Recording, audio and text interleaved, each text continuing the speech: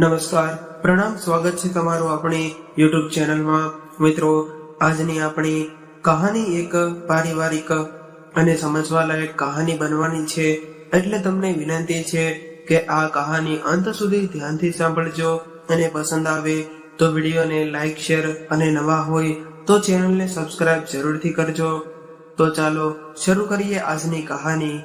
વિનય અભ્યાસમાં નબળો હતો અને એ બીજા લોકોનું દોડી દોડીને કામ કરતો હતો, જેને કારણે વિક્રમ શેઠને એ પસંદ ન હતો અને એની ફેક્ટરી એના મોટા પુત્રને સોંપી હતી, જે અભ્યાસ કરીને અમેરિકાથી હમણાં જ પાછો આવ્યો હતો।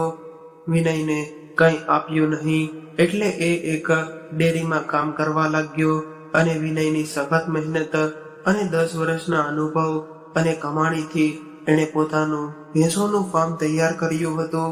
આ બાજુ વિક્રમ શેઠ વૃદ્ધ થઈ ગયા હતા, એટલે એના મોટા દીકરા અને વહુઓએ એને બોજ સમજીને ઘરની બહાર કાઢી મૂક્યા। એ આખો દિવસ રસ્તા પર ફરતા રહ્યા, ત્યારે કોઈકે એમને વિનોદની ડેરીમાં નોકર તરીકે કામ અપાવી દીધું અને જ્યારે એ ભેંસને ચારો નાખવા લાગ્યા ત્યારે અચાનક જ વિનોદની નજર સામે બેઠેલા એના પિતાજી પર પડી અને એ હેરાન રહી ગયો। હવે આગળ આ કહાની વિસ્તારથી સાંભળવીએ કે વિક્રમ સાહેબ પોતાના આંગણામાં બેસીને અખબાર વાંચી રહ્યા હતા અને વારંવાર ઘડિયાળ તરફ જોઈ રહ્યા હતા, કેમ કે આજે એના બંને પુત્રોનું પરિણામ આવવાનું હતું। એને એના મોટા પુત્રની કોઈ ચિંતા ન હતી, કેમ કે એ જાણતા હતા કે મારો મોટો પુત્ર તો હોશિયાર છે અને એ આ વખતે એ ખૂબ જ સારી ટકાવારી લાવવાનો છે, પરંતુ એને એના નાના પુત્રની ચિંતા હતી અને એ વિચારી રહ્યા હતા કે મારો નાનો પુત્ર આ વખતે કોણ જાણે શું કાંડ કરીને ઘરે આવવાનો છે। વિક્રમ શેઠ પ્રાર્થના કરી રહ્યા હતા કે મારો નાનો પુત્ર પણ અભ્યાસમાં સારો થઈ જાય અને આ વખતે સારી ટકાવારી લાવે। એ હજુ વિચારી રહ્યા હતા ત્યારે જ દરવાજો ખુલ્યો, એટલે વિક્રમ શેઠની નજર દરવાજા પર ગઈ કે જ્યાં એના બંને પુત્રો ઘરની અંદર આવી રહ્યા હતા। મોટો દીકરો દોડીને એની પાસે આવ્યો અને પિતાને ગળે લગાડી લીધા। ત્યારબાદ એણે ખુશીથી એક એની ટ્રોફી પિતાજીના હાથમાં આપી અને કહેવા લાગ્યો કે પિતાજી, હું 8મા ધોરણમાં પ્રથમ આવ્યો છું। ટ્રોફી જોઈને વિક્રમ શેઠ ખૂબ જ ખુશ થઈ ગયા અને એણે તરત જ પુત્રને ગળે લગાડી લીધો અને કહેવા લાગ્યા કે શાબાશ મારા દીકરા, તે આજે મારું માથું ગર્વથી ઊંચું કરી દીધું છે।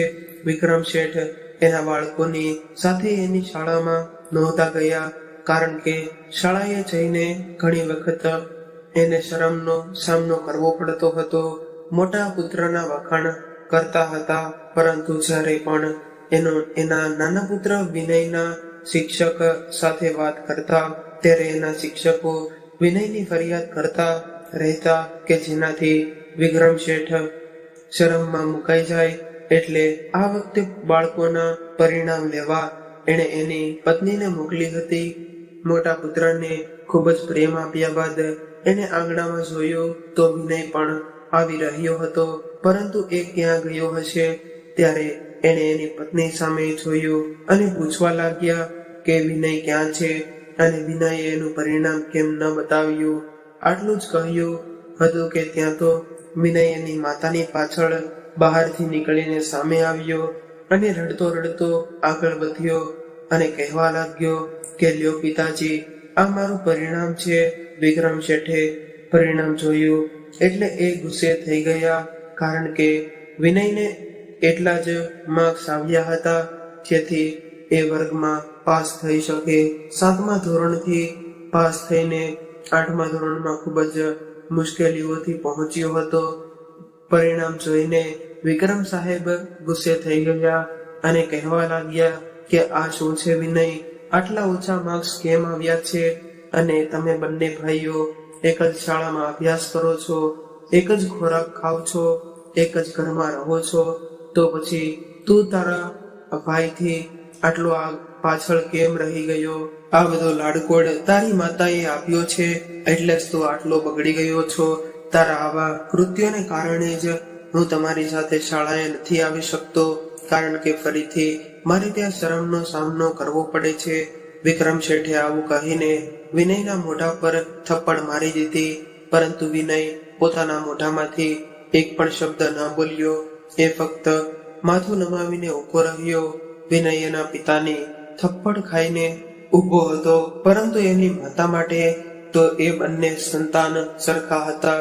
જ્યારે એણે વિનયને માર ખાતા જોયો ત્યારે તરત જ વચ્ચે આવી અને એના પુત્રને પોતાની પાછળ સંતાડી દીધો અને કહેવા લાગી કે તમે આ શું કરી રહ્યા છો? વિનય હજુ બાળક છે અને જો તમે આને આવી રીતે મારશો તો એના મન પર કેવી અસર પડશે. જો તમે અત્યારથી જ એની સાથે આવું વર્તન કરશો તો એ વધારે જિદ્દી થઈ જશે અને ત્યારબાદ એને અભ્યાસમાં જરા પણ મન નહીં લાગે. એ પાસ તો થઈ ગયો છે, એટલું ઘણું છે, બધાનું મગજ એક સરખો નથી હોતો. વિનયની માતાના આવા શબ્દો વિક્રમ શેઠને વધારે ગુસ્સો આપી રહ્યા હતા.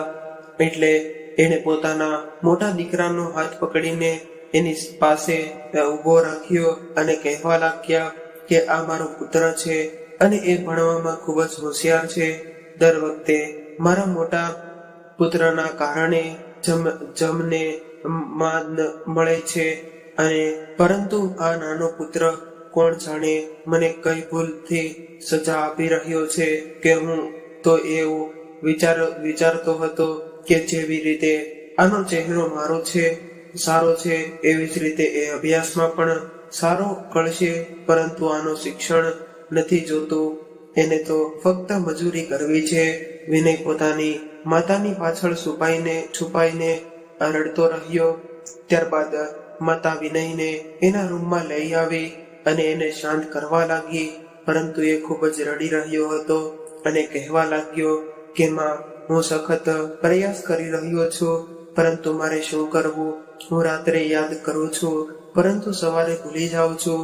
ત્યારબાદ વિક્રમ શેઠ પોતાના પુત્રને ઘરની બહાર લઈ ગયા અને એને નવી સાયકલ અને નવા કપડાં લઈ આપ્યા. અને ત્યારબાદ બંને બાપ દીકરો સાંજે ઘરે આવ્યા. ત્યારે ઘણી બધી વસ્તુઓ જોઈને વિનયને પણ એના મનમાં કંઈક વિચાર આવ્યો. એટલે એ એના પિતા પાસે આવ્યો અને એ આ વસ્તુઓ પર હાથ રાખવાનો હતો, પરંતુ મોટા ભાઈએ એને દૂર ધક્કો મારી દીધો અને કહેવા લાગ્યો કે આ બધી વસ્તુઓથી દૂર રહેજે, કેમ કે તું એક અભણ છો અને તારા જેવા વ્યક્તિએ ક્યારેય ચેમ્પિયનની વસ્તુને ના અડવી જોઈએ. વિનય એના ભાઈએ કહ્યું એ સાંભળીને પાછળ જઈને ઊભો રહી ગયો અને એના પિતાને કહેવા લાગ્યો કે પિતાજી, તમે ભાઈ માટે આટલી બધી વસ્તુઓ લાવ્યા છો, પરંતુ મારા માટે શું લાવ્યા છો? આટલું સાંભળ્યું એટલે વિક્રમ શેઠ વિનય સામે ધ્યાનથી જોયું અને કહેવા લાગ્યા કે હું હરામનું નથી કમાતો કે તારા જેવા હરામખોર પાછળ મારા પૈસા વાપરી નાખું. આવી બધી વસ્તુઓ પામવા માટે તું પણ મહેનત કર અને પ્રથમ આવ અને સમાજમાં તારી ઇજ્જત બનાવ, ત્યારબાદ તને પણ બધું મળવા લાગશે. આવા શબ્દો સાંભળીને વિનય દોડીને એના રૂમમાં જતો રહ્યો. વિનયને એવું લાગતું હતું કે ધીમે ધીમે એના પિતાજીનું વર્તન સુધરી જશે, પરંતુ આવું કંઈ ન થયું અને ધીરે ધીરે સમય વીતવા લાગ્યો. હવે બંને ભાઈઓ વચ્ચે મતભેદ વધવા લાગ્યો હતો અને વિક્રમ શેઠ એના મોટા પુત્રને જ પ્રેમ કરવા લાગ્યા હતા. એક દિવસ બંને ભાઈઓ ટ્યુશન માટે જઈ રહ્યા હતા, ત્યારે રસ્તામાં લાકડાનો ભારો લઈને જઈ રહેલા રામુ કાકાને જોયા. રામુ કાકા વૃદ્ધ હતા અને એને કોઈ સંતાન ન હતું. એ મજૂર હતા, એટલે રામુ કાકા પોતે જ કામ કરતા હતા. જ્યારે વિનયની નજર રામુ કાકા પર પડી તો એ તરત જ એની પાસે ગયો અને કહેવા લાગ્યો કે કાકા, આ બધું તમે એકલા લઈ જાઓ છો, એટલે લાવો મને આપો, હું તમારી મદદ કરું છું. વિનયની આવી વાત સાંભળીને રામુ કાકાએ એના માથા પર હાથ ફેરવ્યો અને કહેવા લાગ્યા કે દીકરા, તું મને શા માટે પાપનો ભાગીદાર બનાવે છે? તું તો વિક્રમ શેઠનો પુત્ર છો અને હું એક મજૂર છું. પરંતુ વિનય ન માન્યો અને તરત જ એ લાકડાનો ભારો પોતાના માથે લઈ લીધો અને કહેવા લાગ્યો કે એવું કંઈ ન હોય કાકા, તમે વૃદ્ધ છો અને વૃદ્ધ લોકો પાસેથી હંમેશા આશીર્વાદ લેવા જોઈએ, એટલે તમે મને એ જણાવો કે આ લાકડા ક્યાં રાખવાના છે, હું ત્યાં રાખી દઉં છું. જ્યારે વિનયના મોટા ભાઈએ આ જોયું એટલે એ હસવા લાગ્યો અને કહેવા લાગ્યો કે તારા જેવો અભણ માણસ મોટો થઈને આવા જ કામ કરે છે, એટલે જ તે અત્યારથી તાલીમ લેવાનું શરૂ કરી દીધું છે. હવે હું પિતાજીને કહી દઈશ કે તું અહીંયા ભણવાના બદલે મહેનત મજૂરી કરવા લાગ્યો છો. મોટા ભાઈ આવું બોલતો હતો, પરંતુ વિનય ચૂપ રહ્યો અને એ લાકડાનો ભારો એણે રામુ કાકાને ઘરે મૂકી દીધો. અને એ દિવસે વિનય ટ્યુશનમાં નહોતો ગયો. જ્યારે એ ઘરે પહોંચ્યો ત્યારે પહેલેથી જ એના મોટા ભાઈએ એની ફરિયાદ કરી હતી. ત્યારબાદ વિક્રમ શેઠે વિનયને ખૂબ જ ખરી ખોટી સંભળાવી લીધી અને ત્યારબાદ આંગણામાં 10 ફેરા લગાવવાનું પણ કહ્યું હતું. દર વખતે એની પત્નીને મેણાટોણા કર્યા કરતા કે તે મને કેવું સંતાન આપ્યું છે, આ દીકરો તો આપણા ગામમાં મારું નાક કપાવીનો થયો છે, આ નગરમાં મારી કેટલી બધી ઇજ્જત છે, બીજા 10 ગામમાં એટલું બધું ધન કોઈ પાસે નથી જેટલું ધન મારી પાસે છે. બસ એ જ કમી છે કે એ કમી મારો નાનો દીકરો છે. આને તો મેં પહેલેથી જ મારી નાખ્યો હોત તો સારું હોત. વિક્રમ શેઠ આવું બધું એની પત્નીને સંભળાવી રહ્યા હતા, પરંતુ વિનયને કંઈ સમજાતું ન હતું કે એણે શું ભૂલ કરી છે. એટલે એ વિચારવા લાગ્યો કે અમને તો બાળપણથી જ એવું સમજાવવામાં આવ્યું છે કે વડીલોનું સન્માન કરવું જોઈએ અને એના કામમાં મદદ કરવી જોઈએ. તો પછી મેં એક વૃદ્ધ વ્યક્તિની મદદ કરી હતી, પરંતુ એના પિતા એના પર ખૂબ જ ગુસ્સો કરતા હતા. વિનય અભ્યાસમાં ઘણો નબળો હતો, ત્યારે એને શિક્ષક દ્વારા મારવામાં આવતો હતો. કેટલીક વાર સજા કરીને તરીકે બહાર તડકામાં ઊભો રાખવામાં આવતો હતો. આ બધા કારણોના લીધે જ વિનયે પોતાનો અભ્યાસ છોડી દીધો હતો, કારણ કે સ્કૂલમાંથી એને કાઢી મૂક્યો હતો. વિનયના શિક્ષકોએ એના પિતાને એવું કહ્યું હતું કે અમે આ છોકરાને નહીં ભણાવી શકીએ, એટલે તમે આને ભણાવવા માટે તમારા પૈસા ન બગાડો. એ દિવસે જ વિક્રમ શેઠે એના નાના પુત્ર સાથેના બધા જ સંબંધો તોડી નાખ્યા અને એણે વિનયનો રૂમ પણ છીનવી લીધો અને નોકરને કહીને એનો સામાન સ્ટોર રૂમમાં ફેંકવી દીધો અને એવું કહેતા કે આ છોકરો મારી નજર સામે ન આવવો જોઈએ, એ હવેથી સ્ટોર રૂમમાં રહેશે. આવું થવા છતાં પણ વિનયે કંઈ પણ કહ્યું નહીં, પરંતુ એના મોટા ભાઈએ એની મજાક ઉડાડવાની કહ્યું કે તું હંમેશા મૂંગો થઈને જ રહીશ કે કંઈ બોલતા પણ શીખી લઈશ. જો તે પિતાજી પાસે માફી માંગી હોત તો તને ઘરમાં રહેવા દેત. પરંતુ તરત જ વિનયે માથું નમાવીને કહ્યું કે નહીં ભાઈ, આપણને એ જ શીખવાડવામાં આવ્યું છે કે માતા પિતા ગમે તે કહે, પરંતુ એની સામે ક્યારેય પણ બોલવું ન જોઈએ અને માતા પિતા જેવું કહે એવું જ કરવું જોઈએ. તો પછી હું કોણ છું કે હું આપણા પિતાજી સામે બોલીને એનું અપમાન કરું? પિતાજી તો મારી સાથે જેવું ચાહે એવું વર્તન કરી શકે છે, હું તેનો પુત્ર છું. આ સાંભળીને પણ એના ભાઈએ એની મજાક ઉડાડી અને હવે વિનય એકલો જ સ્ટોર રૂમમાં રહેવા લાગ્યો. આ વાત એટલા હદ પર હૃદય પર છરીની જેમ વાગી રહી હતી, કારણ કે એના માતા પિતા અને ભાઈ ઘણા બધા બદલાઈ ગયા હતા. એની નજરમાં એની હાજરી કે ગેરહાજરીથી કોઈ ફરક નહોતો પડતો. અભ્યાસમાં તો એણે છોડી દીધો હતો. જ્યારે જ એ સવારે ઘરની બહાર નીકળતો ત્યારે એને જે પણ કામ સોંપવામાં આવતું એ લોકોના કામ કરવા માટે દોડીને જતો રહેતો.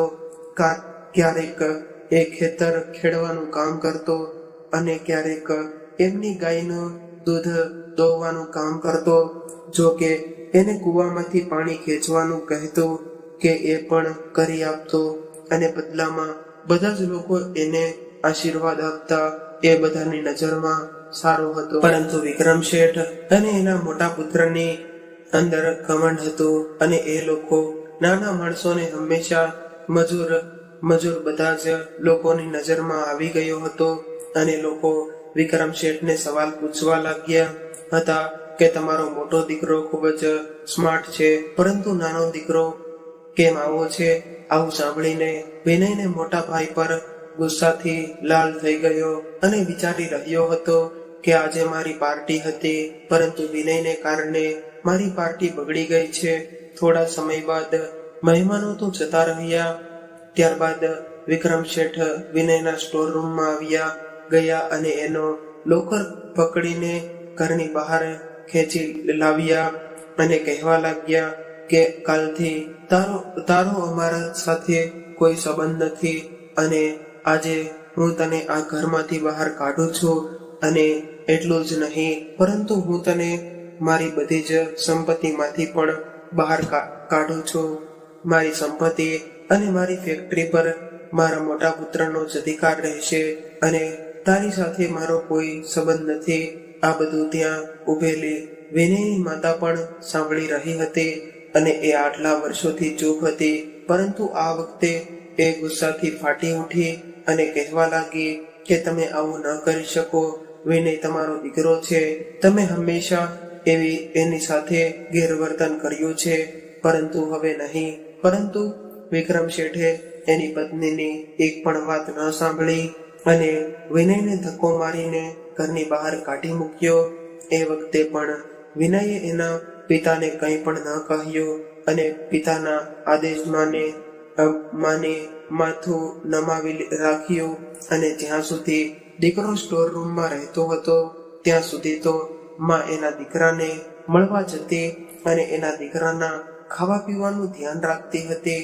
હવે જ્યારે દીકરો ઘરમાંથી જ નીકળી ગયો અને એની સાથે ના બધા સંબંધો તોડી નાખવાની ધમકી આપી, ત્યારે વિનયની માતા આ બધું સહન ન કરી શકી અને રાત્રે માં સૂઈ ગઈ, પરંતુ સવારે ઉઠી જ નહીં. માતાના મૃત્યુના સમયે પણ વિનયને ઘરમાં ન આવવા દીધો. વિનયને માતાની અર્થીની સાથે સાથે ચાલી રહ્યો હતો અને એની માતાને ચિત્તા પર પડેલી જોઈ રહ્યો હતો. હવે વિનય આ દુનિયામાં સાવ એકલો પડી ગયો હતો. ત્યારે એને એવું લાગ્યું કે મારા માતા પિતાએ મને છોડી દીધો છે અને હવે આ દુનિયામાં મારું કોઈ નથી રહ્યું. હવે મારે શું કરવું? આવું વિચારીને વિનય 2 દિવસ સુધી એના ઘરની બહાર બેસી રહ્યો અને જ્યારે આસપાસના લોકોએ વિનયને આવી હાલતમાં જોયો એટલે એ લોકો સવાલ પૂછવા લાગ્યા કે જે દરેક ગરીબ લોકોનો આધાર હતો એવા વિનય સાથે આજે કેવું વર્તન કરવામાં આવી રહ્યું છે. ત્યારબાદ ગામના લોકો વિનયના એના ઘરે લઈ ગયા અને પ્રશ્નો પૂછવા લાગ્યા. ત્યારે વિનયે કહ્યું કે મારી પાસે ઘર નથી, મારા ખિસ્સામાં રૂપિયા નથી અને હું સાવ એકલો પડી ગયો છું. હવે મારે શું કરવું? એટલે ગામના લોકો કહેવા લાગ્યા કે વિનય, અમે બધા જ લોકો તારી સાથે છીએ, તું તારી જાતને લાચાર નહીં સમજતો. ગામના દરેક વ્યક્તિએ એને પોતાના ઘરમાં રાખવાની ઈચ્છા વ્યક્ત કરી. ત્યારબાદ વિનય એક વ્યક્તિના ઘરમાં રોકાઈ ગયો અને ત્યાં રહેવા લાગ્યો. હવે ધીરે ધીરે સમય વીતવા લાગ્યો અને વિનયે લોકો માટે નાના મોટા કામો કરતો હતો, પરંતુ એને નોકરીની પણ જરૂર હતી. એ મફતમાં ખાવાનું પસંદ નહોતો કરતો અને આ ડેરીમાં ઘણા બધા લોકો કામ કરતા હતા. એટલે વિનય આ ડેરી પર ગયો અને ડેરીમાં કામ માટે રાખવાની વિનંતી કરી. ત્યારે ડેરીના માલિકે આશ્ચર્ય થયું કે આટલી મોટી ફેક્ટરીનો માલિક આજે મારી ડેરી પર કામ શોધવા આવ્યો છે. આ સાંભળીને વિનયે હસીને કહ્યું કે નહીં ભાઈ, હું કોઈ શ્રીમંત પિતાનો દીકરો નથી અને એક પરિવાર માટે સાથે મારો કોઈ સંબંધ નથી રહ્યો. હું તમારી ડેરીમાં કામ કરવા માંગુ છું. ત્યારે આ વ્યક્તિ થોડો ચિંતિત થયો કે આટલા શ્રીમંત પરિવારનો છોકરો મારી ડેરીમાં કામ કરવા આવ્યો છે, તો આ વાત મને સમજાતી નથી. ત્યારબાદ ડેરીના માલિકે વિનયની આખી વાત સાંભળી અને કહ્યું કે ઠીક છે વિનય, જો તું તારું જીવન મહેનત કરીને જીવવા માંગતો હોય તો આજથી જ કામ પર આવી જાજે. હવે વિનય ધીરે ધીરે ડેરીના તમામ કામો પોતાના હાથમાં લેવા લાગ્યો. ભલે એ વધારે ભણેલો ગણેલો ન હતો, પરંતુ કેવી રીતે લખવું એ વિનય જાણતો હતો. ધીરે ધીરે સમય વીતવા લાગ્યો અને આ બાજુ વિક્રમ શેઠનો મોટો પુત્ર ફેક્ટરીનું ધ્યાન રાખવા લાગ્યો અને એ પણ ખૂબ જ હોશિયાર હતો. એણે 2 ફેક્ટરીમાંથી 4 ફેક્ટરી બનાવી દીધી હતી અને રાત દિવસ પ્રગતિ કરી રહ્યો હતો. એને કોઈ વસ્તુની કમી ન હતી. જ્યારે વિક્રમ શેઠે એના પુત્રને સફળ થતો જોયો ત્યારે એણે ધીમે ધીમે એના મોટા પુત્રને બધું જ સોંપી દીધું અને જાહેર કર્યું કે મારે એક જ દીકરો છે. વિનય સાથે મારો કોઈ સંબંધ નથી. દીકરો હવે વિવાહ લાયક થઈ ગયો હતો એટલે વિક્રમ એના મોટા પુત્રના એક અમીર પરિવારમાં વિવાહ કરાવ્યા અને ઘરમાં વહુ આવી. વિક્રમ શેઠે તો એવું વિચારી રહ્યા હતા કે હવે ઘરમાં વહુ આવવાથી મારા ઘરની રોનક બદલાઈ જશે. આવી રીતે ધીમે ધીમે સમય પસાર થવા લાગ્યો, પરંતુ ઘરમાં વહુ આવ્યા બાદ દીકરાનો સ્વભાવ બદલાઈ ગયો હતો. હવે વિક્રમ શેઠ એના પુત્ર સાથે કંઈક પણ વાત કરવાનો પ્રયાસ કરતા તો એની પત્ની તરત જ એને બોલી દેતી કે એના પિતા વિરુદ્ધ દીકરાના કાન ભરવા લાગતી કે આ બધી મહેનત તમારી છે. જો તમે મહેનત ન કરી હોત તો આ બધું બદલાઈ ગયું હોત. વિક્રમ શેઠ એના મોટા પુત્રને ખૂબ જ પ્રેમ કરતા હતા અને આવી રીતે અચાનક જ એનાથી દૂર થઈ જવું એ સહન ન કરી શક્યા. હવે એ વારંવાર બીમાર પડવા લાગ્યા અને વૃદ્ધ થઈ ગયા હતા. દીકરાને થોડી વાર એની સાથે બેસવાનું કહેતા તો દીકરો વ્યસ્ત હોવાનું બહાનું કાઢીને એનાથી દૂર થઈ જતો. વિક્રમ શેઠને એની ઉંમર સાથે સાથે કેટલી બીમારીઓ પણ થઈ હતી. હવે એ પોતાના પુત્ર પાસે જવાનો પ્રયાસ કરતા તો બહુ તો બૂમો પાડવા લાગતી.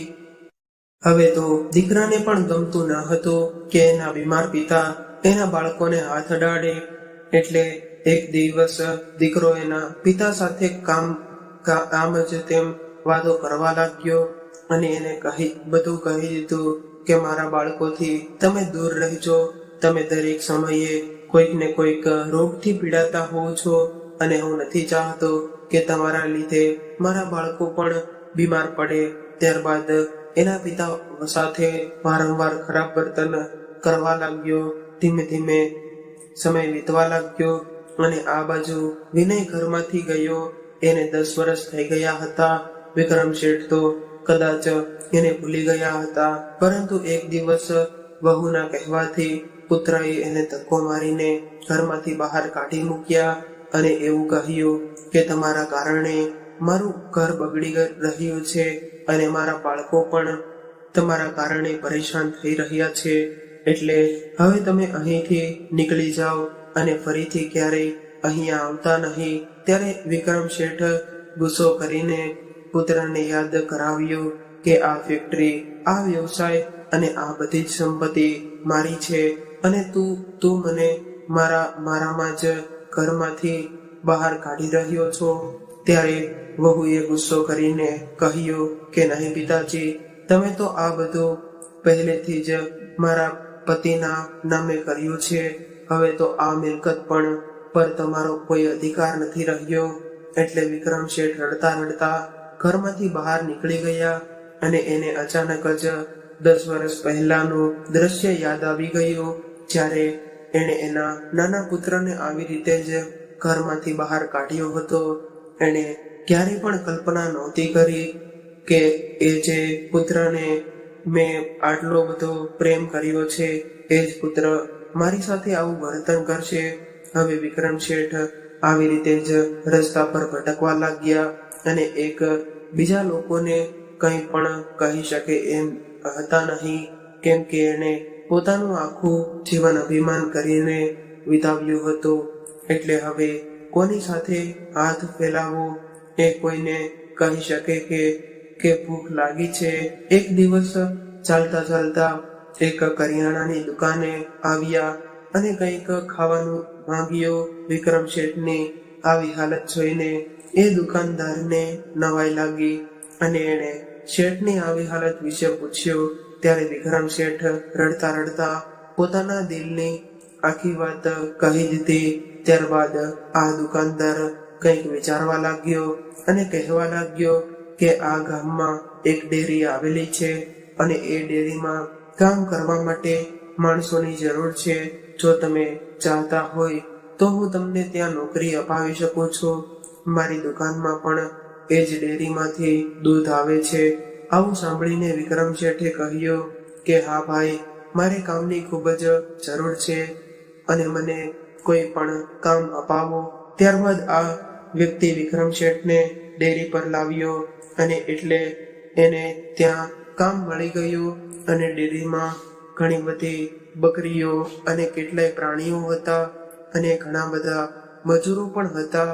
હવે વિક્રમ શેઠ આ મજૂરો સાથે કામ કરવા લાગ્યા અને વિચારવા લાગ્યા કે આ ડેરીનો માલિક ખૂબ જ ધનવાન હશે. અને ત્યારે જ સામે એક વ્યક્તિ આ બધા જ લોકોને કામ સોંપી રહ્યો હતો. ત્યારબાદ આ વ્યક્તિએ વિક્રમ શેઠને કહ્યું કે તમારે ભેંસોને ચારો આપવાનો છે. એટલે વિક્રમ શેઠે હા પાડી અને જ્યારે એ ભેંસોને ચારો આપવા ગયા ત્યારે જ અચાનક ત્યાં એક કાર આવી. એટલે વિક્રમ શેઠના હાથ થંભી ગયા અને એ કાર તરફ જોવા લાગ્યા. હવે આ કારમાંથી નીચે ઉતરેલા વ્યક્તિને જોઈને એના હાથમાં રહેલો ચારો નીચે પડી ગયો, કેમ કે એ વ્યક્તિ એનો નાનો દીકરો વિનય હતો. વિનયને જોઈને એના તમામ નોકરો હાથ છોડીને એનું સ્વાગત કરવા લાગ્યા. એ દરેક વાતોને સ્મિત સાથે જવાબ આપી રહ્યો હતો. જ્યારે વિનયે એના પિતા સામે જોયું ત્યારે એના ચહેરા પરથી તમામ સ્મિત ગાયબ થઈ ગયું. પિતાજીના હાથમાં ઘાસચારો અને મજૂરના કપડાં પહેરેલા જોઈને એ આગળ આવ્યો અને કહેવા લાગ્યો કે પિતાજી, તમે અહીંયા આવી હાલતમાં શું કરી રહ્યા છો? કોઈ એવી હિંમત થઈ કે તમને નોકરના કપડાં પહેરાવ્યા છે? જ્યારે એના મેનેજરે આ સાંભળ્યું એટલે એ ગભરાઈને કહેવા લાગ્યો કે વિનય સાહેબ, આ કોઈ અહીં નોકરી માંગવા આવ્યા હતા, એટલા માટે અમે તેને નોકરી આપી છે. અમને ખબર ન હતી કે એ તમારા પિતા છે. પુત્રને આટલું માન સન્માન મળતું જોઈને વિક્રમ શેઠ રડવા લાગ્યા અને રડતા રડતા એણે એના પુત્રને ગળે લગાડી લીધો અને પુત્રને આખી ઘટના કહેવા લાગ્યા. આ સાંભળીને વિનય ગુસ્સે થઈ ગયો અને એણે પહેલા તો એના પિતાને સારા કપડાં પહેરાવ્યા અને કહ્યું કે મોટા ભાઈની હિંમત પણ કેવી રીતે થઈ કે તમને ઘરની બહાર કાઢી મૂક્યા. કઈ વાંધો નહીં પિતાજી, હવે તમે અહીંયા મારી સાથે આવ્યા છો એટલે તમે ચિંતા ન કરતા, તમે અહીંયા આરામથી રહેજો. ત્યારબાદ વિનય એના પિતાને એના બંગલામાં લઈ ગયો અને એ જ્યારે ઘરની અંદર પહોંચ્યો સામે રાખેલા ચૂલામાં સૂઈ રહેલા એક માસૂમ બાળક દેખાયો અને એની પાસે એક 4 વર્ષનો બાળક જે રમકડાથી રમી રહ્યો હતો. ત્યારે જ વિનયની પત્ની રસોડામાંથી પાણીનો ગ્લાસ લઈને બહાર આવી કે જે એક ખૂબ જ અમીર બાપની દીકરી હતી. આ બધું જોઈને વિક્રમ શેઠ આશ્ચર્યમાં પડી ગયા અને કહેવા લાગ્યા કે દીકરા, મેં તો તને ખાલી હાથે ઘરમાંથી કાઢી મૂક્યો હતો, તો પછી આ 10 વર્ષમાં તારી પાસે આ બધું કેવી રીતે આવ્યું? ત્યારે વિનયે કહ્યું કે પિતાજી, એ ઘરમાંથી નીકળીને હું એક ડેરીમાં કામ કરવા લાગ્યો અને એ ડેરીના માલિકે ડેરીની બધી જ જવાબદારીઓ મને સોંપી હતી અને આવી રીતે કામ કરતા કરતા મારી પાસે થોડા પૈસા બચ્યા હતા એટલે મેં આ ડેરી ખોલી અને ધીરે ધીરે મારું કામ થોડું મોટું થઈ ગયું હતું અને ત્યારબાદ મેં વિવાહ કરી લીધા અને આજે મારો ડેરીનો ધંધો ખૂબ જ મોટો બની ગયો છે.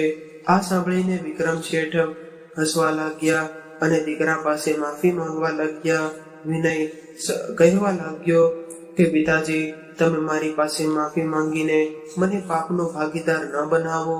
હું તો આમ પણ ખૂબ જ ખુશ છું કે તમે મારી સાથે રહેવા આવ્યા છો. ત્યારે વિક્રમ શેઠ સમજી ગયા હતા કે ભગવાન એવા લોકોને ક્યારેય લાચાર નથી રહેવા દેતા કે જે લોકો બીજા લોકોની મદદ કરતા હોય છે. ભલે વિનય અભ્યાસમાં થોડો નબળો હતો, પરંતુ એ એના માતા પિતાને ખૂબ જ માન સન્માન આપતો હતો અને દરેક લોકોની મદદ કરતો હતો. અને એની આવી ભલાઈને લીધે જ ભગવાને એને ખૂબ જ સફળતા આપી હતી. ત્યારબાદ વિક્રમ શેઠે એનું બાકીનું જીવન વિનય સાથે રહીને પૂરું કર્યું અને વિનયે પિતાજીની ભગવાનની જેમ સેવા કરી. તો મિત્રો, આજની સ્ટોરી તમને કેવી લાગી કોમેન્ટમાં જરૂરથી જણાવજો. અને પસંદ આવી જેમ સેવા કરી હોય તો મિત્રો, આજની સ્ટોરી તમને કેવી લાગી કોમેન્ટમાં જરૂરથી જણાવજો. અને પસંદ આવી હોય તો વિડીયોને લાઈક, શેર અને નવા હોય તો ચેનલને જરૂરથી સબસ્ક્રાઇબ કરજો. હર હર મહાદેવ.